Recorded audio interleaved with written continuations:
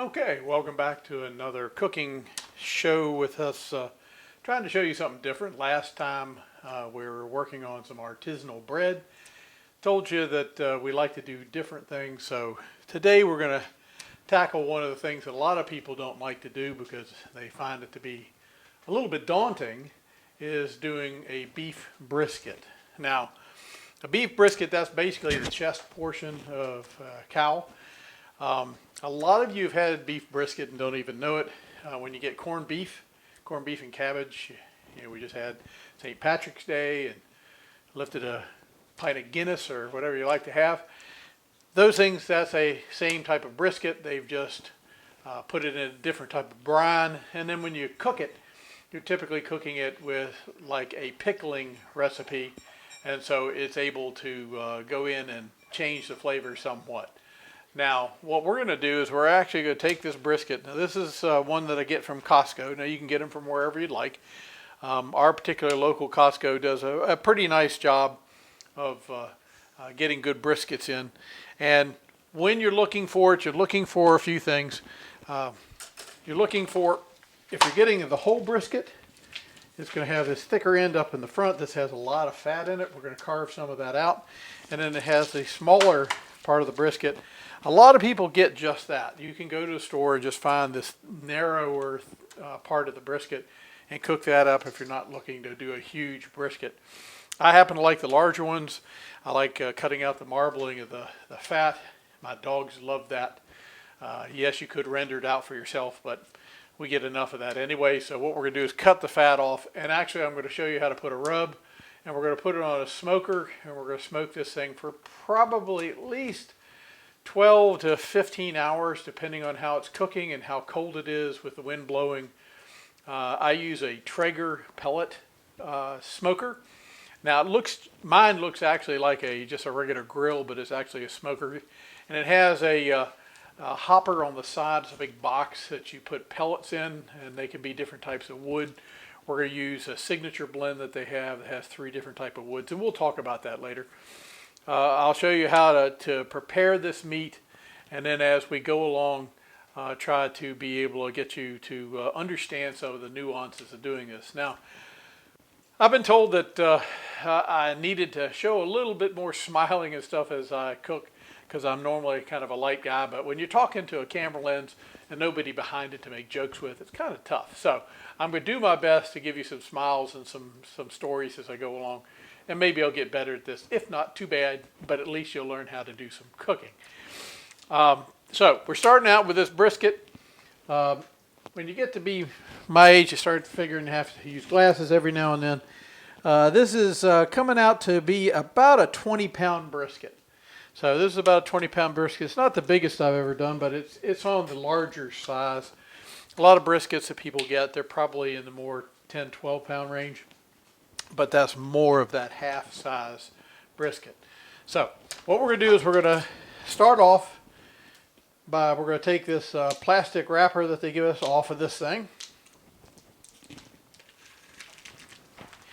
Now I do recommend clean your countertops. I try to have a tray under most of this to catch any of the juices. But again, once you're done, just make sure you clean everything up.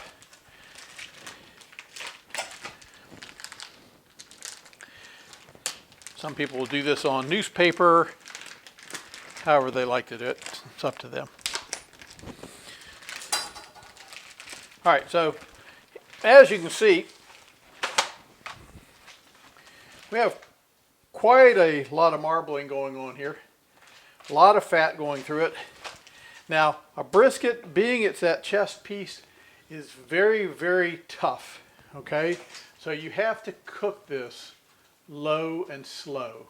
Okay, so that means when we put it on the smoker, we're not putting it on a high heat. We're not doing it like in an oven at 350. And by the way, you could cook this in an oven. Just make sure you're doing it on a very low temperature.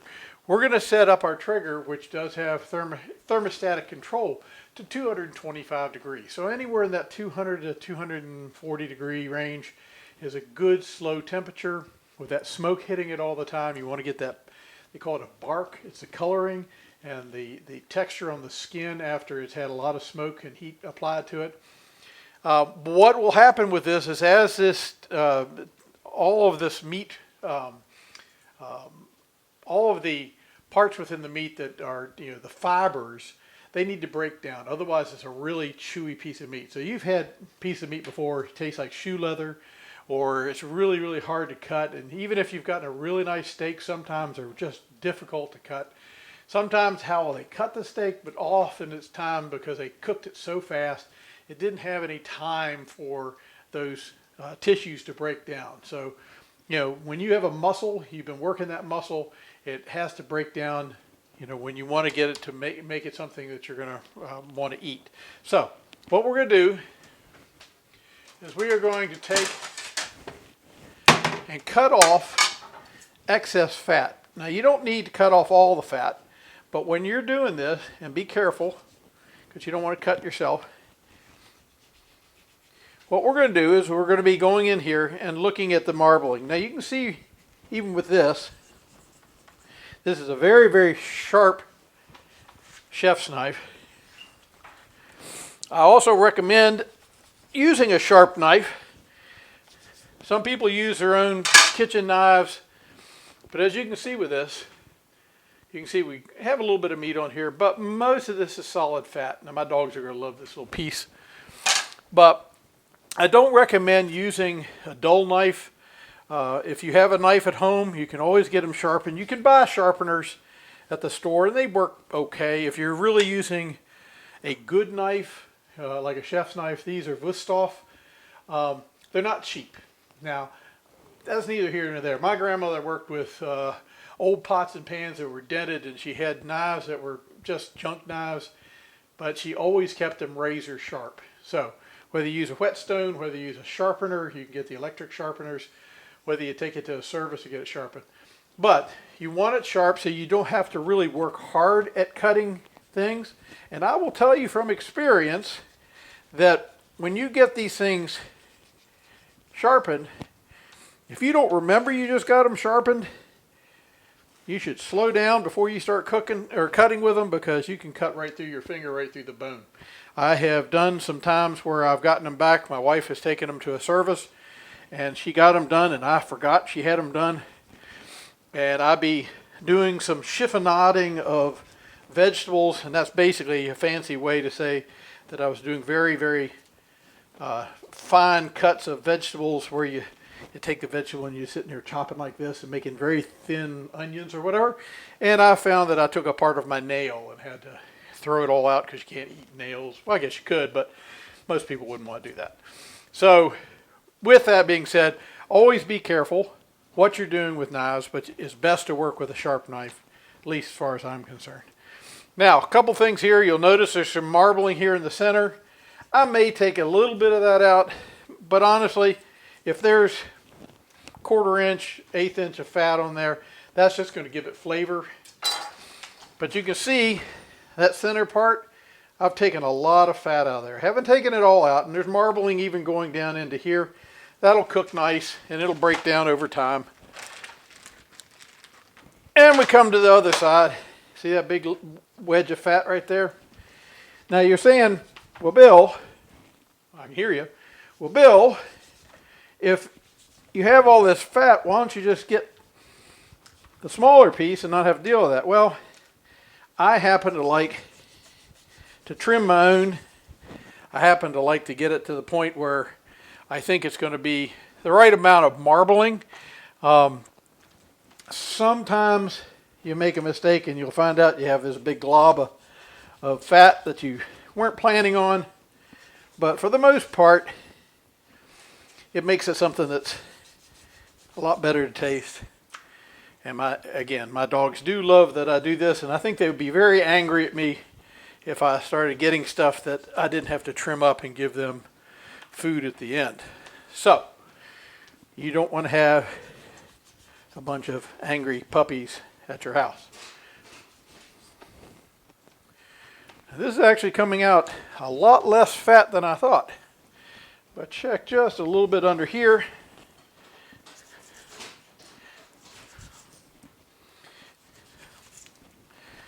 Okay, I found a vein here. And again, all we're doing, trying to get within, I don't know, quarter inch of the meat.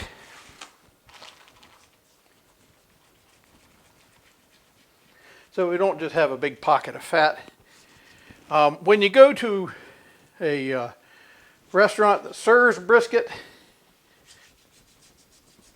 they usually have two different types of brisket that you're buying. You're buying either lean or just regular brisket. When you're getting lean, you're getting the section that didn't have this fat in it. That's what my wife actually likes to eat. Isn't that right, Deb? You like the lean. I like the lean. She likes the lean. So, she likes the way I do this because it makes a majority of the brisket fairly lean. Y'all can speak amongst yourselves while I'm cutting this. But off of a 20 couple pound brisket, I expect to get a couple pounds of fat if you're cutting it right. So you can see right here, really not too much in the way of hitting meat, which is good.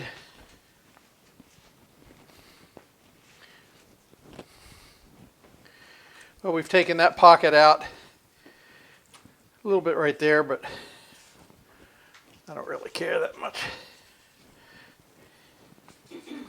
Now, this is the one thing that I'll tell you, in working in restaurants, I've worked in North Carolina barbecue restaurants in the past, and one of the most tedious things they have to do is trimming up the fat off of these things. So when you go to a restaurant and you wonder why it costs you so much money, it's because they've paid somebody to do what I'm doing in front of you today, and it's just time consuming.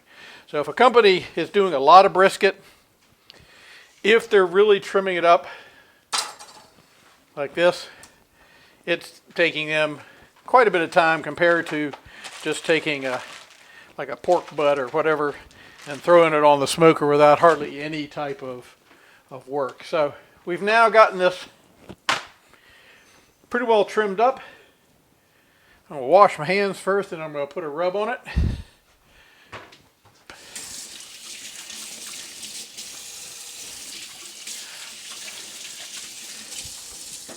Now, I will say it's very important anytime you're working with food, making sure you have a clean environment. Make sure that you do keep clean. You don't spread anything around.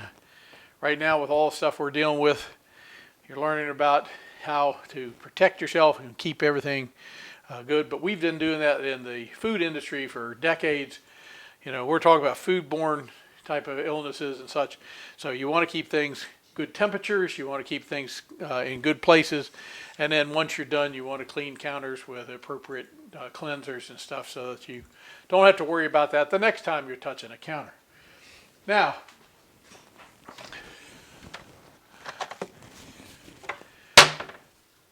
I have made my own rubs before. A rub is basically a bunch of spices that you throw together. Oftentimes it's got cumin, which has kind of got a real earthy flavor to it. They'll use cayenne peppers, all sorts of chilies. Sometimes you'll use brown sugar in a rub, pepper, black pepper, salt, a lot of salt, garlic. All those kind of things you can make your own rub. There's also a ton of rubs that you can buy at the store or you can buy online. So it just depends on what you're looking for. Now, when we're looking at dealing with a rub, I actually like to use the Montreal steak seasoning.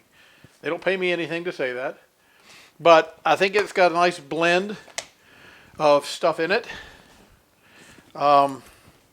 It's got salt, it's got black pepper, red pepper, garlic, onion, and a few bits of paprika in it. So I think it makes a very nice rub. And all I'm going to do is I'm going to put this on, and it may seem a bit heavy-handed, but what we're trying to do is we're trying to get this in and get this into the tissue. And this is a lot of meat. So, you know, all said and done, we're looking at probably close to, we're probably looking close to about 17 pounds of meat here. Now, granted, it's going to cook down. So you'll probably have somewhere around 14 pounds of meat when you're done. But 14 pounds of meat is a lot of meat. So don't worry about being a little bit heavy-handed. Now, if you're making your own, or if you've never done this before, you know, you can go light on it the first time and then add to.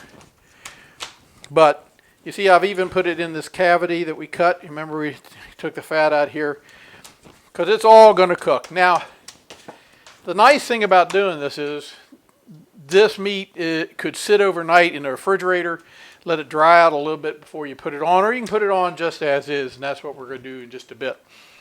I don't want to do any of that to my fat. I'm just going to cook it down for the dogs, so they don't need it seasoned. So, back to where we were. Oh yes, smile. There you go. I'll smile. So, we've got about a 20-pound brisket. We've cut out all the excess fat off of it. We've taken and done a rub on this meat. We're going to put it in a smoker, sitting just raw on the grill, and we're going to have it sitting there for about, I would say, between 12 and 14 hours before we check it. Typically, I run mine overnight because my Traeger will actually keep it at 225 with a thermometer probe. And then what we're going to do is we're going to check a temperature in the morning. I'll record that for you and put that into this video as well. We want it to get to about 160 degrees temperature, and then we're going to take that meat and we're going to wrap it in aluminum foil. Now you can do it in butcher's paper, you can leave it alone, just leave it on the rack, or you can do like I do in aluminum foil. And what we're going to do is let it finish roasting in that 225 heat for about another 3-4 hours, or until it hits about 200 degrees. 195 to 205 is what we're looking for, because when it hits that, we know that the tissue is broken down enough. We know that it should have cooked long enough, because that's low and slow, remember? And we should have a good bark, a good coloring on this meat. And then when I bring it inside, we'll let it rest for 20-30 minutes. And then I'll cut some open and let you see what it looks like. Unfortunately, just like with my bread recipe, you can't smell it, but it will smell fabulous in here. I can tell you that. So, at this point, I'm going to cut and go get the Traeger ready. We'll take some video out there, and then we'll put it on there, and that will be all for tonight. And then tomorrow morning, we'll rejoin it when I have to wrap it, and then by about noon probably, or 10 o'clock, we'll take it off the smoker completely done and ready for you to see. So I hope you're enjoying this. I would like you to put comments down, share this to anybody that you'd like to see it. The more people that see me, the better. I'm very happy to share how I cook. People have been asking me to do this for years, so I finally got an opportunity. I'm trying out some new things. I'm using a new Nikon Z6, which has an auto focus function. I'm doing a lavalier mic for the first time. It's a wireless mic, so I hope this is coming out. Never done it before. And so a lot of firsts, but hope you're enjoying cooking with Bill, and we'll be back with you in just a few minutes. Okay, so what we're going to do is get this Traeger ready to smoke. I keep mine covered. I even have an umbrella behind it that I can use in case we have some bad weather. I put it up so it just keeps it from getting rained on. Basically, it looks like a grill. Inside has a slanted deck to catch the juices, go down into a tray. It goes down into a catch bucket at the bottom. Don't have a lot of that coming on. Over in this side, we have a hopper, and this is where we put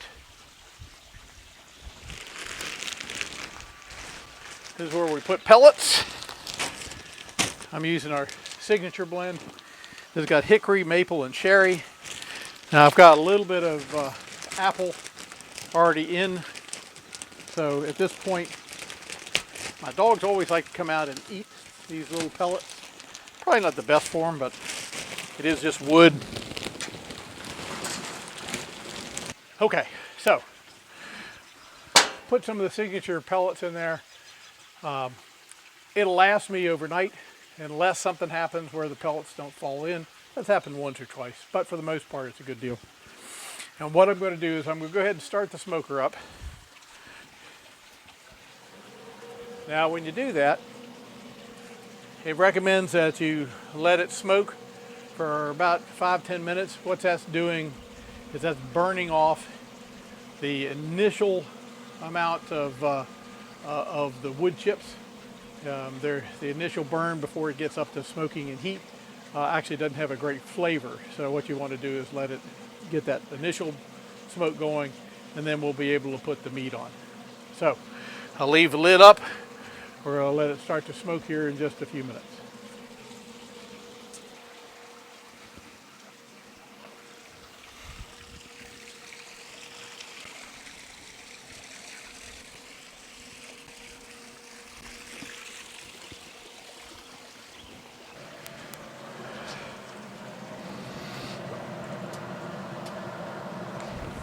Okay, so we had that first burn off.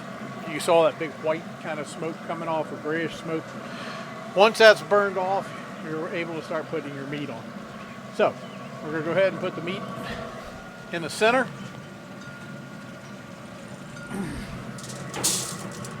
You want to put the fatty side up, so you let that fat render down through the meat as it cooks.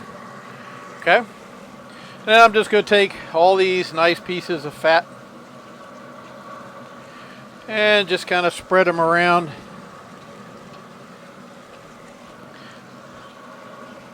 For the puppies.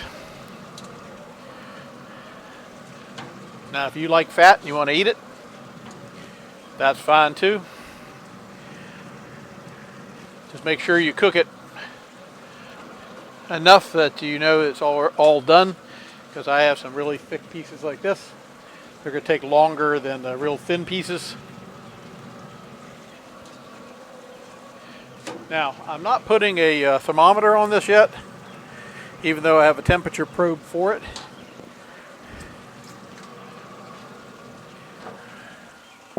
Because my intent is to wait until the morning to do that, because I know there's nothing going to happen between now and when we get ready to look at it in the morning. It's going to be at 225 as far as the heat, and it's going to constantly be smoking, and so no problem with that. But when you get into the morning, we're going to want to check it with an instant read at a couple places just to see how it's doing. If it's not quite to 160, I'll probably put probes in it at that time, just to let it get to 160. That's the magic number that we're going to wrap it. I'll leave the probes in it until it's done at that 195, 205 temperature. Okay, so Traeger is really good. You can do it on just any kind of smoker that you have. You could do it on a big green egg if you have those, or if you have the ones that are out of Hawaii. I think they're called the Komodos.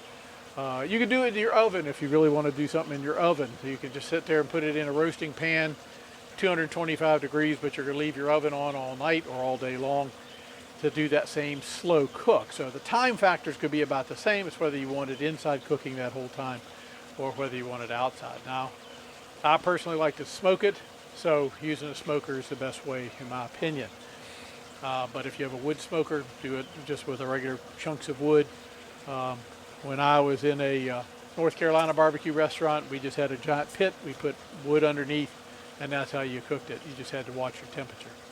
So when we come back in the morning, I'll show you what it looks like at 160, or at least I'll show you when I wrap it. And then after it's cooked, we'll open it up and have a wonderful brisket. I hope you've been able to hear me well using this microphone. Hopefully you're not picking up too much of the ambient noise that's around me. We have a water feature behind me that's gurgling water, and we have dogs that have been barking. But hopefully you're getting something out of this, and we'll go from there. So I'll see you in the morning. Get a good sleep. Okay, good morning. Right now it's about 6:30 in the morning. A little chilly out here. It's been running all night.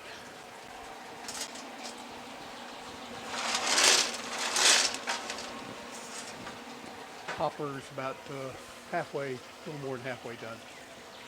So, excuse my appearance. Just waking up to do this. I'm gonna go back to bed, but have to check it out. So, there's the brisket. Looks fabulous.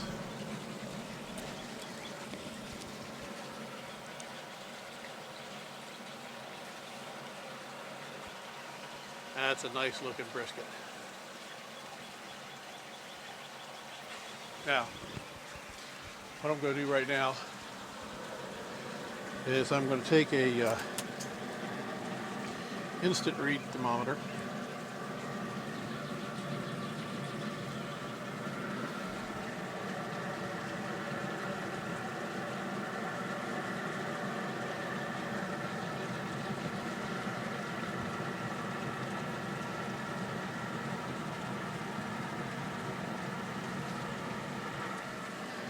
Okay, so about everywhere I tested, it's about 160, 170 degrees. So we're gonna wrap this thing up. So with that said, I've got a big thing here of aluminum foil.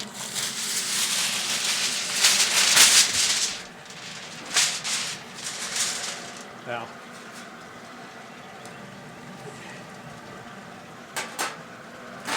as I talked about in my baking, I like to use protection on my hands. These little oven gloves, gotta wash them afterwards, but they're really good for being able to lift up hot things.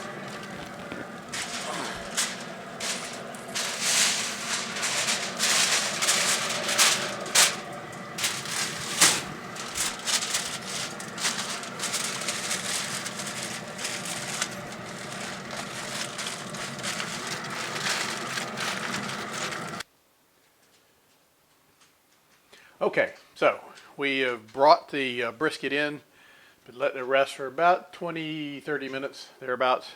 And again, some people will just wrap this up in a towel, put it in a cooler, let it just cool down on its own. One of the things you want to do with any meat that you're cooking, whether you're doing it on a stove, whether you're doing it on a grill, or you're doing a smoker, is you want to let it rest after you've cooked it. So if you cook a steak, for example, you want to give it at least 5 minutes or so, because you want all the juices, all the blood and stuff to run back into the meat fibers, and that way you have a juicy steak all the way through. The same thing is with a brisket. It's got a lot of juice that went down into this pan. I wanted as much of it to soak back into the fibers as possible so that you have a very juicy piece of brisket. Now, I was going to try to lift this brisket out and be able to put it on a sheet for you to see, but it's so falling apart tender that it's just going to break into a bunch of pieces. So what I'm going to do is I'm going to cut a piece of this for you just to show you what it looks like. Now, again, depending on how much fat you cut off,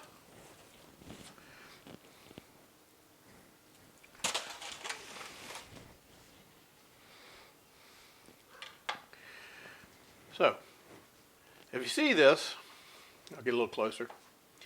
If you see that pink? That's the bark. And that pink is all of the smoke that's gotten into the meat over time. So if you've smoked it properly, you're going to have a whole lot of a pink rim around it. And that gives it that bark on the outside. Now if you'll notice, this thing cuts with complete ease. I'm hardly having to push down on this knife. It's falling apart. See how you can pull it? Just pulls apart like that. Okay? I wish you could smell this. The whole house just smells so good. My wife walked down. First thing Deb said is, that is just fabulous. So, when you do this, again, It's going to make a lot of brisket, 20-pound raw, cut about 2.5 pounds of fat off, and then we smoked it. You'll probably end up with about 15 pounds when you're done. So we cut that into 3 5-pound sections. We vacuum pack it, put it away so we can eat it later. Just to give you an example, that's the fat that we cut off. That's probably a couple pounds of fat. And again, we smoked it just like the other meat, cut it up into tiny little cubes, give it to our dogs. Some people just like to eat it. I'm enjoying this brisket. I'm going to keep eating. But I hope you've enjoyed the video. Just remember, get a good cut. If you don't have a butcher, find some people that have been buying meats from wherever. Just like for me, I bought mine at Costco, found from a few other people that did smoking that Costco here in Leesburg, Virginia has some really nice grade briskets. I've been doing these now for, what, about 1.5 years, Deb? Something like that. And each time I get a little bit better. But you can't really go wrong unless you just try to cook it too fast. So you want that ability for this stuff just to pull apart in your hands almost. You want it to have a good bark on it. So to do that, it's going to take a decent number of hours smoking. Right now, it's about 10 o'clock in the morning here.